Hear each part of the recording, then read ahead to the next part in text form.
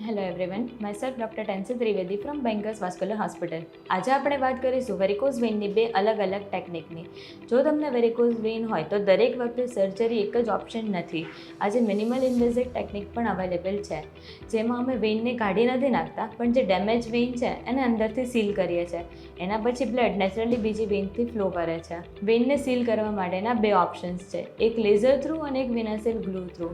લેઝરમાં laser fibre વેઇનની અંદર પસાર કરી એની ગરમીથી વાલને બંધ કરવામાં આવે છે, અને બીજું જે છે વિનાસિલ ગ્લુ, એમાં મેડિકલ ટાઈપનું ગુંદર હોય જે ડેમેજ વેઇનની અંદર નાખવામાં આવે છે અને એને સીલ કરવામાં આવે છે.